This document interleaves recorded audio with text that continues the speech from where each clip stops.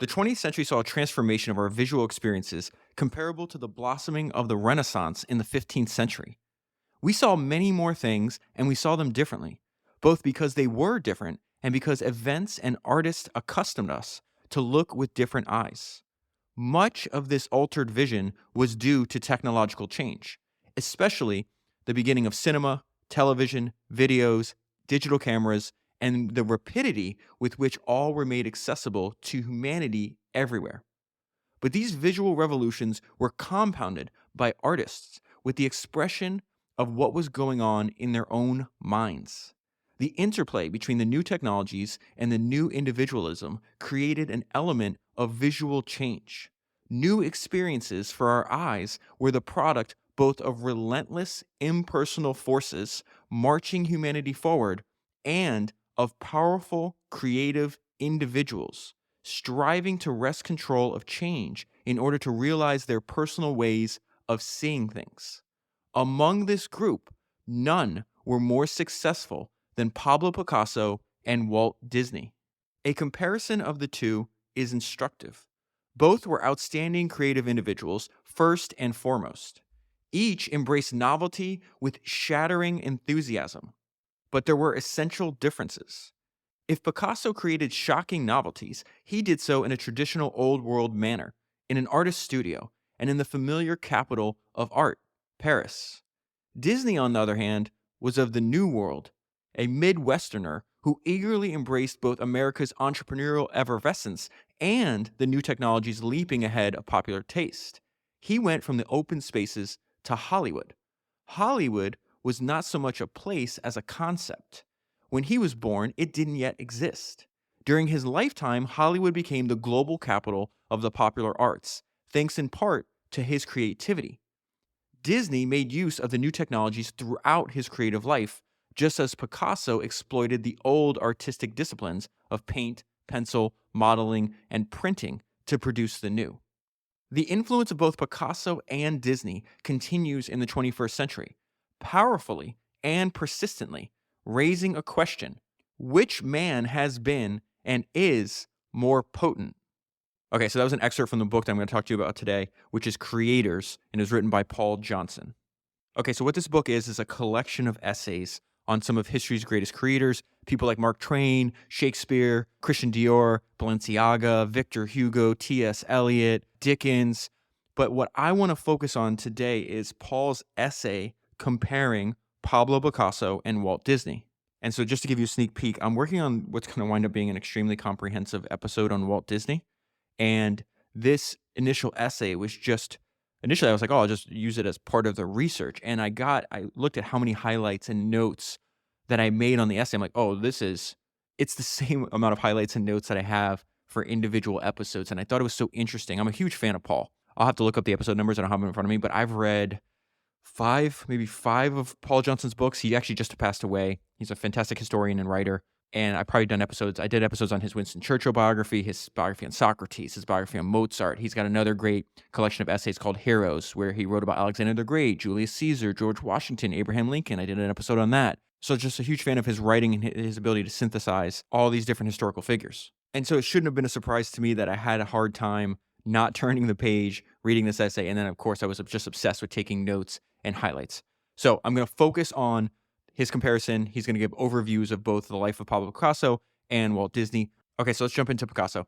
So he's born in Spain, and it says his father was an art teacher and an artist, specializing in birds but fascinated by bullfighting. Picasso's father continued to teach him until he was 14, and then his father put him for a limited time at one of Barcelona's excellent fine arts school. And then after that, Picasso sets up on his own as a teenage artist. This is the next line. This is what an incredible writing and a description of Picasso. I guess I'll tell you up front. It'll be obvious as we go through the highlights and notes today. You can always tell, like if you read between the lines, like what an author thinks. Paul, rightfully so, based on his descriptions and what he shows to highlight, he has a strong dislike for Picasso and a strong admiration for Walt Disney. After reading this, I would say I would share like his perspective as well. And so the note I left on this is what a description of Picasso. He was essentially self-taught, self-directed, self-promoted, emotionally educated in the teeming brothels of his city, a small but powerfully built monster of assured egoism. Now, one of the benefits of being an autodidact is the fact that everyone else is learning in tracks, right? They're just regurgitating what the formal education is telling them to do. Picasso designs his own curriculum that obviously has both benefits and weaknesses. He lacked the benefit, though also the inhibitions of full academic training. He was exceptionally skillful from an early age at exploiting his many and ingenious artistic ideas. He always kept a sharp eye on the market and always knew what would sell. He sold his paintings from the age of 9 until he died, and though his output became and remained prodigious throughout his long life, he never had any difficulty in marketing.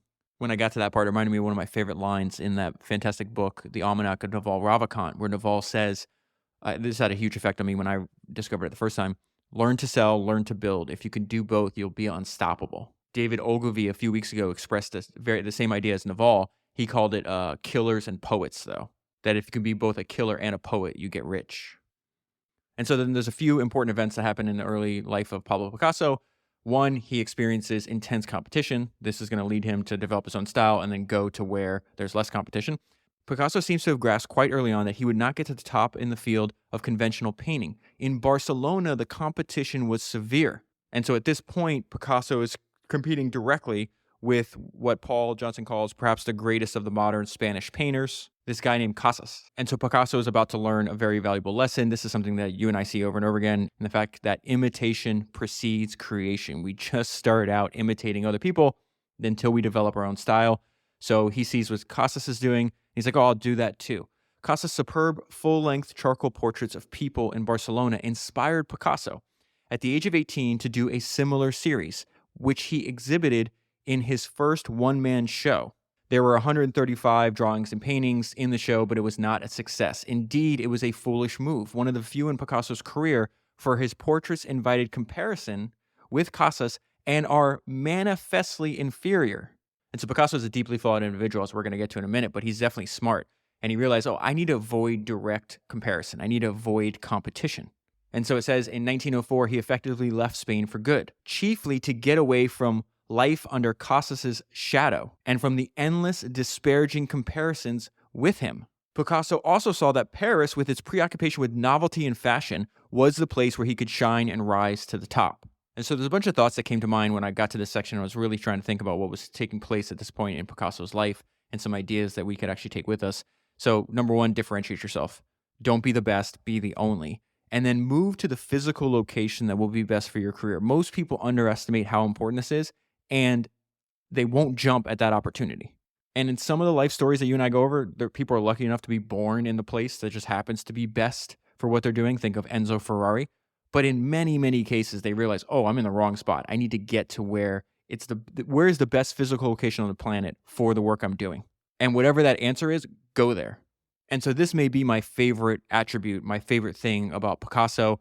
It's going to remind me of one of my favorite quotes. I read this book, it's the autobiography of this guy named Les Schwab. And I read it because Charlie Munger kept bringing it up in like the Berkshire meetings. He's like, you got to read, I highly recommend reading Les Schwab's autobiography. And in that book, Les has this great lie that I try to adapt to my life. And he says, whatever you do, you must do it with gusto. You must do it in volume. It is a case of repeat, repeat, repeat. Well, check out Picasso. Picasso was perhaps the most restless, experimental, and productive artist who ever lived. But everything had to be done at top speed. He was incapable of lavishing care, time, or sustained effort on a work of art. By 1900, he was turning out a painting every morning and doing other things in the afternoon. And from then until his death at age 92, he remained a master of spectacular output, working on paper and canvas, in stone, ceramics, and metal, in every possible variety of mixed media. He also designed posters, advertisements, theater sets, costumes, dresses, logos, and almost every kind of object from ashtray to headdresses. It's almost like there's something inside of this guy that just had to come out. This is not in this book, but one of my favorite, I've tried to do, I don't know if I've told you this before, but I've tried to do multiple episodes on Picasso, because if you go back and look at all the historical figures that Steve Jobs studied and was influenced by, I've done podcasts on almost all of them. I think I have 39 or 40 separate episodes based on Steve Jobs or the people that inspired him. Picasso's the glaring missing piece. And I've read 2 or 3 biographies, and I just can't find a great one.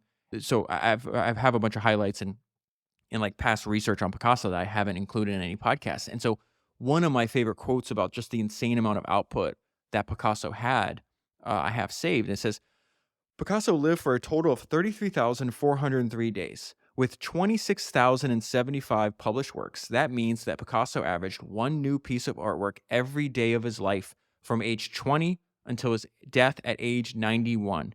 He created something new every day for 71 years. And so this insane level of productivity also created an insane level of wealth for Picasso. Picasso was a millionaire by 1914 and a multimillionaire by the end of World War I.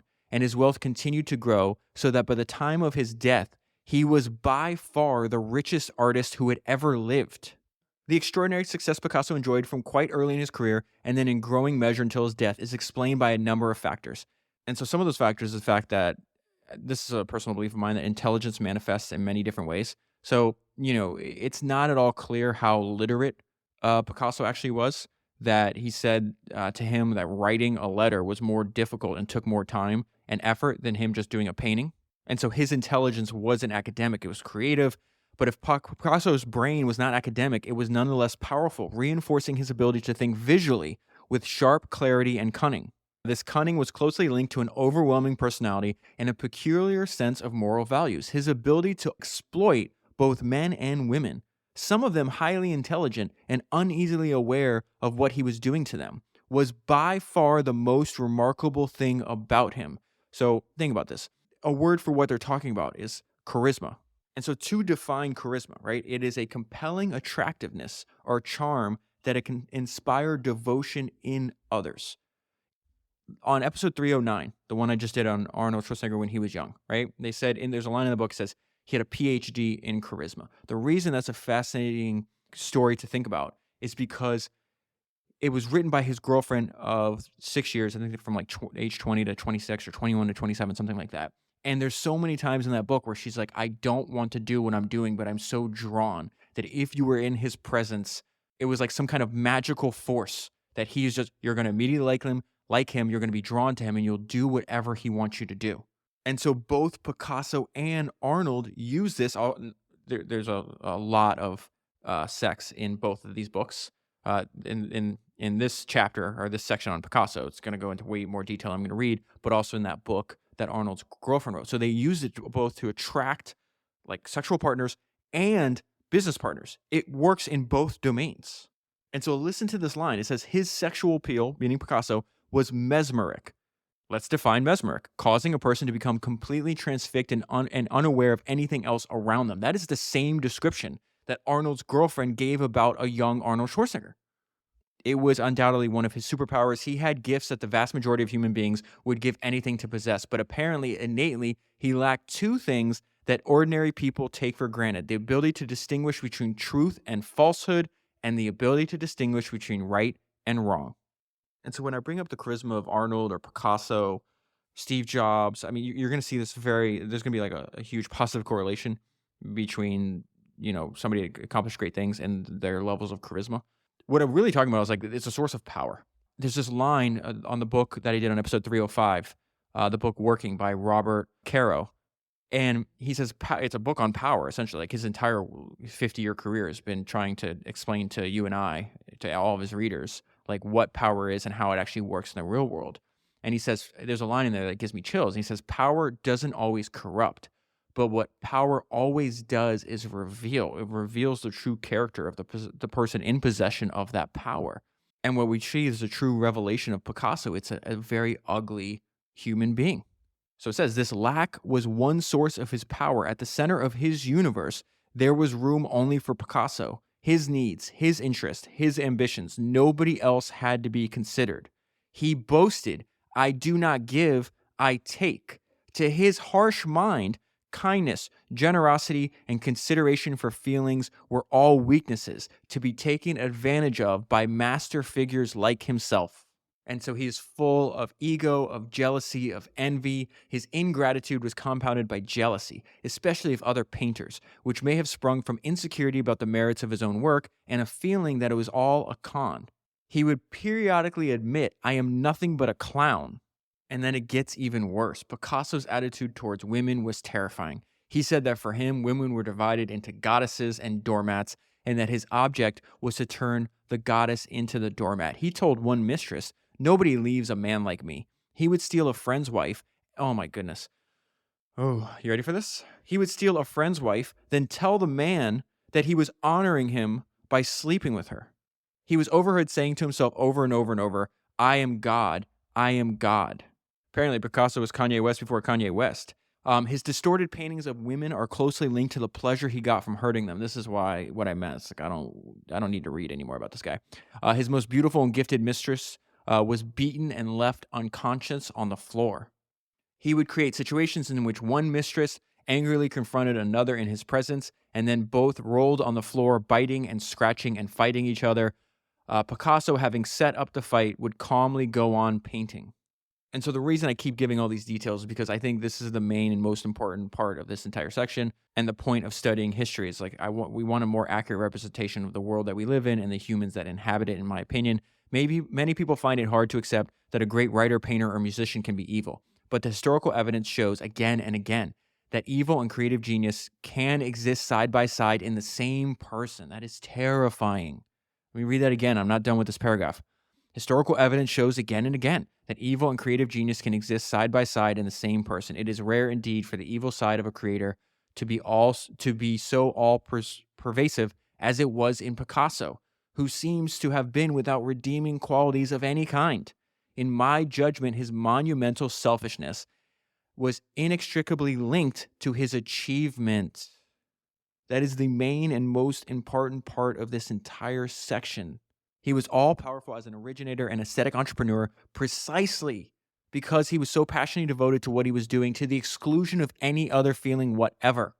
He had no sense of duty except to himself, and this gave him overwhelming self-promoting energy. Equally, his egoism enabled him to turn away from nature and into himself with a concentration which is awe-inspiring. This is my note to myself. This was fascinating. I read that 3 times. And then I stopped and just thought about this because one of I would argue maybe the most important, if you only took one lesson from this crazy odyssey that you and I are on, right? It's like this reading hundreds of biographies, reading every single possible thing about history's greatest entrepreneurs, making podcasts about them, compiling 20,000 notes and highlights on this, and then rereading those over and over again. If you only took one thing from this entire thing, is like the importance and superhuman powers that intense focus can give you.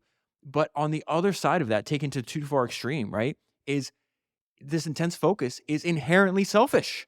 And so therefore you can get lost. This is what I'm most concerned about myself, is you can get lost so much in your work at the exclusion of everything else. This is why, when people say, "Hey, do you have any advice about like how to live a balanced life or to be a good father, to be a good husband?" It's like, yeah, listen to founders and do in the personal life. You basically have to do the opposite of what most of these people do because they are so inherently selfish.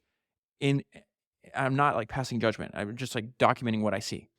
They're so inherently selfish and focused on what they're doing that time, right? Because time is the finite resource, has to come from somewhere else. And so they decide, hey, it's going to come from, I'm going to destroy marriages. I mean, how many of these people, it's extremely common. Like I'm working on another episode right now that's blowing my mind. And the guy's, he's a genius, straight up genius, unbelievable, talented person. And you read about him, it's like, oh, like, yeah, this makes sense that this guy's been married 5 times. I completely understand why that is. So this is why I'm such a big fan of Paul Johnson, because his writing and his synthesis of this information, where he just hits you with this idea. It's just one paragraph that it gives you. I have chills on my arm right now. You just stop. It stops in your track. It's like, oh my God, the source is the same. And then he does an even better job of saying, hey, pay attention. This is a cautionary tale. You think you want everything, right? Picasso had the fame, the wealth, the women, and he was miserable. The all-powerful machinery of the Picasso industry. His stable of women, his chateau, his unlimited fame, his vast wealth, the sycophancy that surrounded him, none of these brought him serenity as he aged. It seems to me that his personal cruelty and the evident savagery of much of his work sprang from a deep unease of spirit. His last years were punctuated by family quarrels over money. His widow shot herself. His eldest child died of alcoholism. And this is the punchline. It is an appalling tale, though edifying in its own way. It shows painfully how even vast creative achievement and unparalleled worldly success can fail to bring happiness. It shows painfully how even vast creative achievement and unparalleled worldly success can fail to bring happiness. And so now this is where we start to get into the gift of this entire essay, because it's like, no, here's Picasso. We have an overview. We have an idea. I think what you and I just ran through, even if you had never read anything else or even knew who he was, like heard of Picasso before, which is, very unlikely, you have an idea of who he is. And then he does this exact same thing for Walt, and they start to compare and contrast. And this is why, I think undoubtedly Walt Disney is one of the most admired entrepreneurs ever. You got to put him, if there's a Mount Rushmore and, of entrepreneurs, like you put him up there. And I don't mean necessarily just financial achievement, although the financial achievement, compounded decades after he died, but his approach to his work and just the sheer talent that this individual possessed. It's incredible. Walt Disney, like Picasso, began his working life early, but he had a much harder struggle to earn a living or achieve recognition and success. Much of his childhood was spent on a farm in rural Missouri, and he delighted all of his life in observing and drawing animals. That is huge. This idea of Walt Disney's, I didn't, and I've read 3 or 4 books on Walt Disney so far, and maybe I knew it at one point, but I feel like I maybe I knew it at one point and forgot, but I feel like I never made the connection until Paul helped me put this idea in my mind, where it's like his main inspiration was always, from the very beginning, from when he was a child to when he was, on his death, dying, was nature. And so it says, he grew up on a farm, delighted all of his life in observing and drawing animals. Their movements and idiosyncrasies gave him great pleasure. Where Picasso tended to dehumanize the women he drew or painted, Disney anthropomorphized his animal subjects. That was the essential source of his power and humor. His family had little money and his father was demanding, but despite this, or perhaps because of it, Disney always saw the family as the essential unit in society and the only source of lasting happiness. When the farm failed, the Disneys moved to Kansas City, where his father started a newspaper distributing business and made Walt work very hard at all hours. By the age of 18, he was making his living as a newspaper cartoonist. But Walt developed 2 passions. First, he wanted to run his own business and be his own master. He had the American entrepreneurial spirit to an unusual degree. And so I want to pause there real quick. One of the most surprising things I learned about Disney from reading biographies in the past is that towards the end of his life, he said that he was most proud of 2 things: keeping control of his company, because he's going to lose control of his first company. So starting and keeping control of his second company, and Disneyland. So this idea where he's like, I want to be my own master. He was upset, like, all of history's greatest entrepreneurs, obsessed with control. By the age of 20, he had already run his own company, gone bankrupt, and then set up again. Second, he wanted to get into the art and craft of animation. Okay, so 18-year-old Disney's making his living as a newspaper cartoonist. At the same time, people are taking newspaper cartoons or cartoons of all times, and they're animating them. So they call them animated funnies, right? And the animated funnies are being animated and drawn to run before movies in what is, at the time, at this point in history, a very new motion picture industry. So it's kind of like an opening act to accompany like longer movies that are regular movies, like filmed with actual people, right? And let's get into like what Disney realized, like, oh, there's a missing piece. And I would say is a common theme. Not only you'll see it multiple times throughout Disney's career, but I think in general, it's like in these life stories that you and I go over, of knowing what you want to do, but you don't know how to do it yet. Disney always felt that animation without sound was dead, and that the nature and quality of the sound were the key to success. Okay, but initially, the sound dimension baffled him. So did a lack of capital. I don't know how to make sound. I have no money, even if I knew how to do it. The burgeoning movie circuits would buy cartoons only in series of 10, 12, or 20, believing that moviegoers had to become accustomed to them. So Paul makes a great point that the same belief dominated television in the early 21st century, where you get TV seasons, right?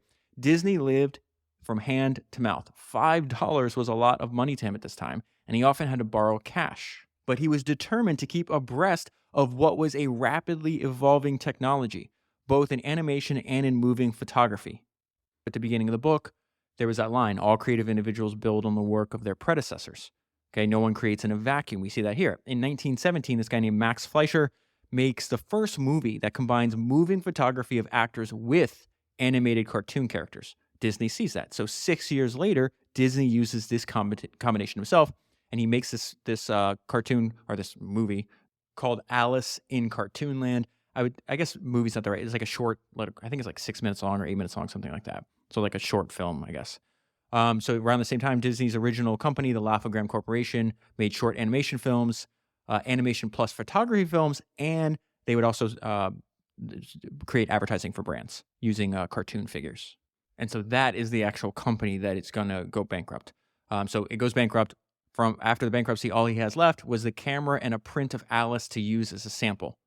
So what does he do? Essentially, he just takes on freelance work to survive before he's going to start another company. He's around 22 or 23 years old when his first company goes bankrupt. So it says he was forced to disband his team and use his camera for freelance news photography, making Kansas City his base and selling his footage to all these other, I'm not going to name the companies, there's a bunch of different names. And he's selling the footage to a bunch of these companies, and these companies are all located in Hollywood. This is an undoubtedly low part of his life. He also took on private jobs. He would film weddings and funerals. He'd make $10 or $15 to film a wedding or a funeral. He often had so little money that he could only eat canned beans. And so he realizes, I got to get out of here. I got to go to where, like, I'm making, the little money I'm making is coming from these news studios, right? So it says his contracts with news studios persuaded him that he had to establish himself and a new production company in Hollywood. So he sold his camera, and with the proceeds, he bought himself a ticket. And he headed to Hollywood with $40. He's got $40 to his name. And it was interesting.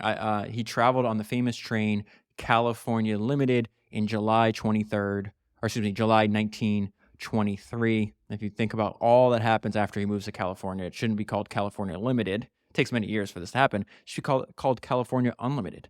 The early 1920s, full of hope and daring, were a classic period of American free enterprise. And for anyone interested in the arts, Hollywood was a rapidly expanding focus of innovation. He has $40. He has the initiative. He's like, I need to go where I think is best for my career. That does not mean it's going to be immediately easy. This is a crazy thing. Like, I'm about to read to you, like, all these companies. Imagine having the chance to hire a young Walt Disney, like, nah, I'm good. The early 1920s, full of hope and daring, were a classic period for American free enterprise. And for anyone interested in the arts, Hollywood is a rapidly expanding focus of innovation. But Disney had a very hard time getting work of any description in the movie industry, trudging from studio to studio and borrowing money just to eat. He had to go back to making animated cartoons. Now, this is incredible. This is the relentless resourcefulness of a young Walt Disney. You will find stories like the one I'm about to share with you in a lot of the biographies of filmmakers. I'll leave the links down below. George Lucas, Francis Ford Coppola, Steven Spielberg. I've read all their biographies, done episodes on them. They all have stories like this in their biographies. It's why filmmakers are one of my favorite people to read biographies. I have actually a bunch coming very soon, a bunch more. He also used his Alice sample to get a series going. The camera cost him $5 a day. He then drew cartoons around her, so the actual actress, right, the physical person. He organized a group of local children and paid each 50 cents a day to act skits around Alice. And he trained his great Uncle Robert's dog to be part of the fun. And this is what you do when you have no money. You're forced to be creative, forced to be resourceful. Each reel consisted of 900 feet of film of real children and the dog, and 300 feet of animated cartoon. Disney wrote the script, built the sets himself. His studio was a small back room in a real estate office that he rented for $5 a month. He made all of the props he needed himself. He produced and directed and filmed it himself. And then he sat down and drew the animation himself. The first movie cost him $750 all in, and he sold it east, meaning to New York Syndicate, who's going to wind up screwing him later on, for $1,500. This was his first real profit in his entrepreneurial career. Now, another interesting part of this essay, this is on the similarities of Disney and Picasso and the immense contribution to your collaborators, only keeping the very best people around you because they're going to influence the quality of your work and the trajectory of your business. He made a contract for a dozen movies, and the first 6 he made entirely by himself. Or excuse me, he had a contract for a dozen movies. So he makes the first 6 by himself. He's like, all right, then I need help. He goes to this guy named Herb Iwerks. He was working back with him in Kansas City. So he brings out Iwerks to Hollywood to help him with the animation. There is a curious similarity between his work with iWorks and Picasso's collaboration with this, I'm not going to pronounce this guy's name, George Braque, in the invention of Cubism nearly 2 decades earlier. Okay, don't worry about the names. So closely did Picasso and Braque share their ideas and techniques that a few years later, it was sometimes impossible to tell which of them had produced a certain canvas, or if both of them had. Neither painter could tell either. In some cases, the mystery remains to this day. Now, why is that important? Because you see the same thing in Disney's career. That's what I'm bringing it up to you. Equally, the precise roles of Walt and iWorks in the early successful animations can no longer be determined with certainty. It is clear that the basic ideas came chiefly from Disney, but many of the most effective touches sprang out of the animation process himself, and here iWorks was important.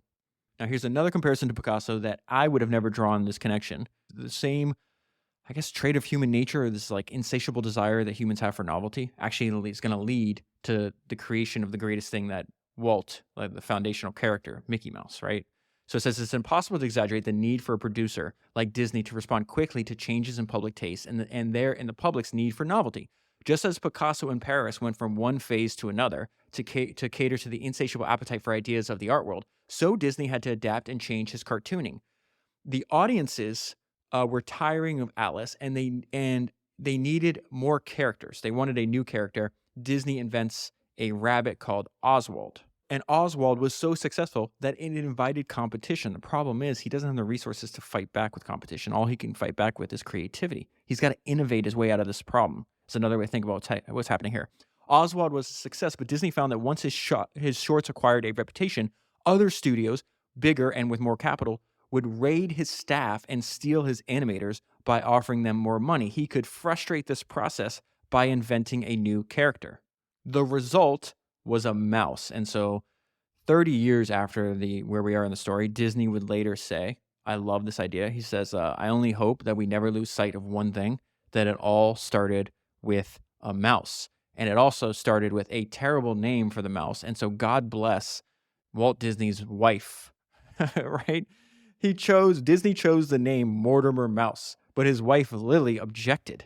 And so that is when Disney picked the name Mickey.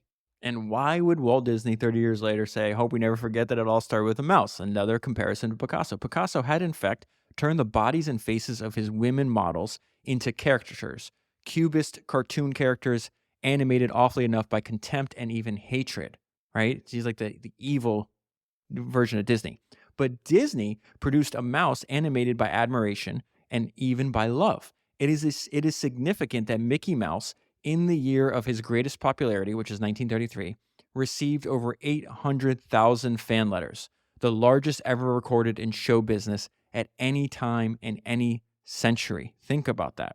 An animated character received more fan letters than any other celebrity or known person in one period ever.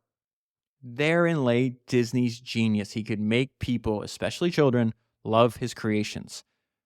And so what I would summarize what he's trying to teach us about the difference between Picasso and Disney is this is love versus hate. You might get temporary attention by engaging in hate and negativity, but a durable, beloved brand can only be rooted in one thing, and that is love. And to fall in love with something takes time. So there's an element of what I'm about to read to you is the importance of time, right? Because you look at what Mickey Mouse looked like when he first invented and what he comes to like be lovable. It's like, oh, big difference. But also Disney realized that, he still has no money. So I have to use speed as a competitive advantage. The earliest Mickey does not look lovable to our eyes nearly a century later. His jerkiness was technical rather than deliberate. Remember, this is the very beginning of animation. With every month that passed, animation was becoming more complex, and Disney, to outpace his competitors, forced the pace. Let's go. He used 16 drawings to make Mickey move once. About 14,400 drawings went into a 10-minute cartoon short. So he uses speed, and he also, something that Disney does his entire career, he has this in common with a bunch of other great filmmakers, is he's always jumping on the new technology of his day. Warner Brothers released the first integrated sound picture called The Jazz Singer. This, I think, is 1927. Disney jumped for joy at the idea of talkies. Those are the funny name of movies with sound. Sounds ridiculous to us now, but at that time, that's what they were called. So Disney's jumping for joy at the idea of talkies because he had always believed sound to be the true third dimension of movie cartooning. Disney had no sound equipment and proceeded on a do-it-yourself basis, which is a model of entrepreneurial improvisation. Yes, it is. Amen. He got a person to play a harmonica. He bought nightclub noisemaker, cowbells, tin pans, washboards for scrubbing noises. So he's just essentially trying to build this, with very inexpensive tools, I guess is the way you would think about this, right? So I'm reading all that, not so you memorize all that, but the main idea here is like, this is just an unbelievable level of resourcefulness. I just heard Kevin Kelly on the podcast Invest Like the Best. It's episode 334. Highly recommend listening to that episode. I think Kevin Kelly's he's got a very unique way of just a philosophy on life. I took a bunch of notes on that episode, but one of my favorite things that he says is like, he studied the history of creativity to a great degree, and he's like, listen, lack of resources is actually a feature. It is the benefit, and for our purposes, like that's why new smaller companies can always usually outcompete and overtake larger companies if they remain focused, because the lack of resources forces them to become more creative. Sam Walton talks about this even in his business. The fact that Walmart starts out undercapitalized, he not part of a large company. And so he said that constraints were actually his friend because it forced him to learn. It forced him to become resourceful. And then this accumulation of knowledge that Disney is forced to learn, like that becomes an asset he can use for his entire life. And it's also, I think, illustrates just he's just completely dedicated. I think I have another highlight here that comes from a different book. It talks about, the secret to his success was that he was never doing things out to make money. He was just obsessed with making the absolute best product he could. It took a great deal of effort, time, and re-recording to get the system working smoothly, and by the time the composite print was made with fully synchronized sound, the Disney brothers had run out of cash and even had to sell their father's car. But here is the end result. The first sound movie using the mouse was called Steamboat Willie. I think a lot of people will be familiar with what that is even, 100 years later. And it came out in 1928. It was a huge success, not only because of Disney's technical triumphs of synchronized animation, but because of the ingenuity of what Disney got the mouse to do in producing noises. Therein lay his extraordinary gift, the imagination. What did Napoleon tell us a few weeks ago? Imagination rules the world. The imagination to enter into the head of a half mouse, half man, and devise weird and hilarious things to do as the mouse steered a boat down the river. Disney had invented the sound cartoon, a combination of imaginative drawing, scripting, and engineering science. It was and remains a wonderful example of creativity, the birth of a new art form. That is the startup paradox. This was not done by better funded competitors. By the end of that decade, Mickey Mouse was the best known figure in movies. Here's a little fun fact for you. Mickey's voice was originally done by Disney himself.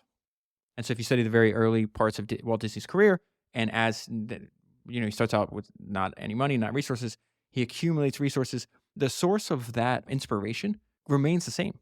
It's nature. This underlined Walt's emphasis on the study of nature for inspiration. His studio, regarded nature as the one and only true source of Disney art. Animators, led by Disney himself, constantly watched movies of animals, and live animals were brought into the studio for study. It was Disney's view that nature was a richer source of humor than human imagination. What his and his team supplied was just the anthropomorphism.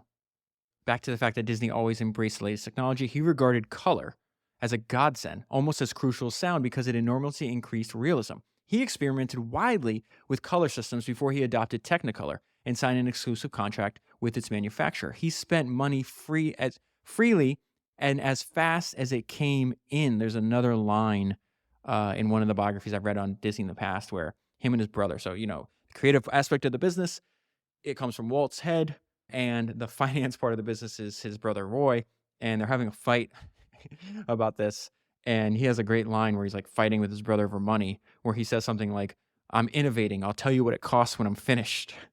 So that's a great, to me, in my mind, when you read about Disney, you study it, it's like, oh, that's Disney through and through. Disney always bought the best paint, the best film, and other materials. He insisted on reanimation, however time-consuming and expensive, until the results were right. In the early 1930s, Disney's production costs for an 8-minute movie were $13,000 and over, at a time when rival studios spent a maximum of $2,500. Disney put excellence before any other consideration. There's a great line in this biography that I've read. This line I've read multiple times.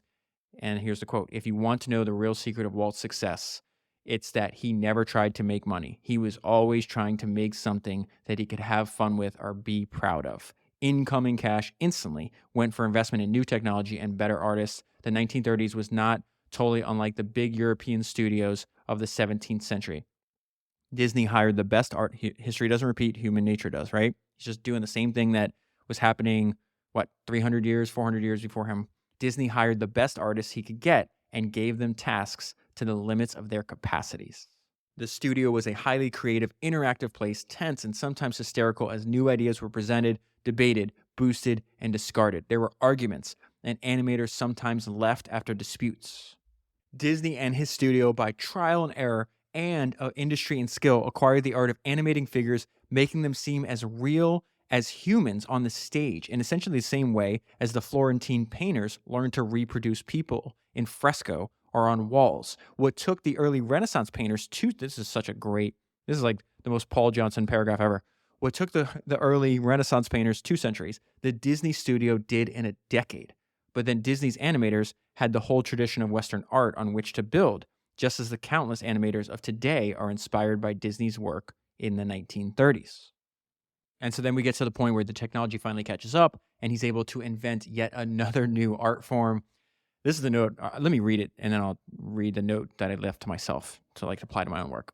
So it says, the arrival of color, the improvement of background technique, the perfection of the soundtrack, allowing high quality orchestra music and singing, and financial factors persuaded Disney to break out of the limitations of the funny cartoons and make a feature-length fairy tale. The result was Snow White and the Seven Dwarfs. The idea was Disney's, of course. He had been preparing for human animation for some time by holding live classes at his studio. Wait for the technology to catch up. Ask yourself, what is possible today that I could not do a year ago? Start practicing that and wait for the technology to catch up. These ideas that are now accumulating.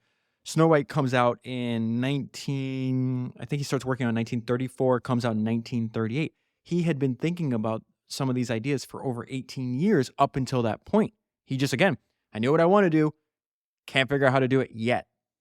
And this is the result. The movie introduced numerous artistic and technical innovations that transformed the art of movie cartooning. It involved over 2 million drawings and formed the largest single project in the history of draftsmanship. That is insane. Which had begun 40,000 years before in the caves of France and Spain. Again, that's why you got to love Paul Johnson. That's a very Paul Johnson. Paul Johnson might be the only person that would write a sentence like that. It was a huge critical and commercial success and marked the point at which animation achieved maturity as an art form.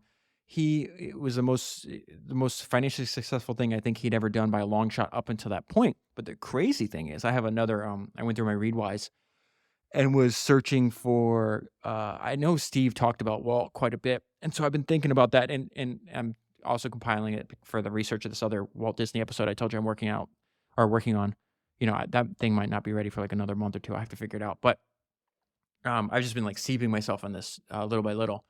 And what's fascinating is Steve Jobs talked about, hey, once they figured out Pixar wasn't going to produce, they were trying to sell hardware and then try to sell software to other companies. No, we're just going to go all in on developing the first computer animated movie.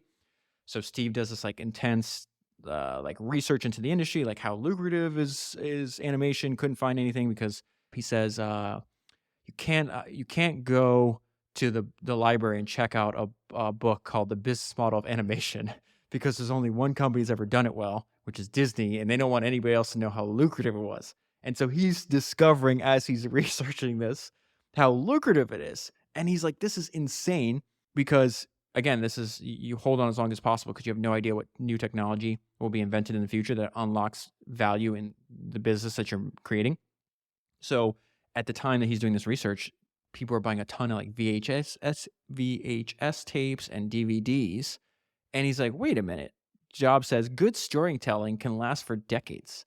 I don't think you'll be able to boot up any computer today in 20 years. But Snow White has sold 28 million copies, and it's a 60-year-old production. He's talking about the fact that they sold, when it was released on DVD or tape, I can't remember which one, they sold 28 million copies of a movie that they made 60 years ago. That is insane. I think he put the number on it. I think he's like, they made like $250 million on that. So it's just wild. I love how all these things relate and like, everybody's learning from each other and studying. It brings a big smile on my face. All right, let's go back to this. Disney's instinct was always to get back to nature, whereas Picasso's was to get away from it. The success of Snow White financed a series of 4 big feature movies. All of them were made by Disney between the years 1938 and 1944. So they're talking about Pinocchio, Fantasia, Dumbo, and Bambi. All of those movies wound up being massively successful, and every single one of them explored natural phenomena. So let's skip ahead to when he's going to invent another unique art form.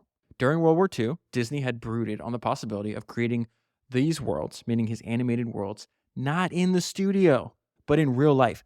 He thus produced the idea of a Disney park constructed around a theme. He recreated this is incredible. He recreated his scenery in 3 dimensions in the open air and invited the public to enter. His first Disneyland opened in 1955. So I want to pause here to tell you 2 things. One, if you're interested, I'd order this book immediately. I did an entire episode. There's this book called Disney's Land, Walt Disney and the Invention of the Amusement Park that changed the world. I'd read the whole book. Listen to the podcast if you haven't. It's episode 158. I think it's excellent. The book is fantastic. I've given that book to quite a few friends. It's all about the way he thought about Disneyland. But this is the other thing that came to my mind, which is like really important. It's like, listen, we want to move fast. Obviously speed is a competitive advantage in early days of your company, but you want to maintain a speed that you can last for decades. Why? Because nobody creates their best product when they're 20, 25, 30. How old was Steve Jobs when the iPhone came out? He'd been making products, fantastic products for 3 decades, but his greatest creation came 3.5 decades into his life. Disneyland was by far Walt Disney's greatest creation, and he was 54.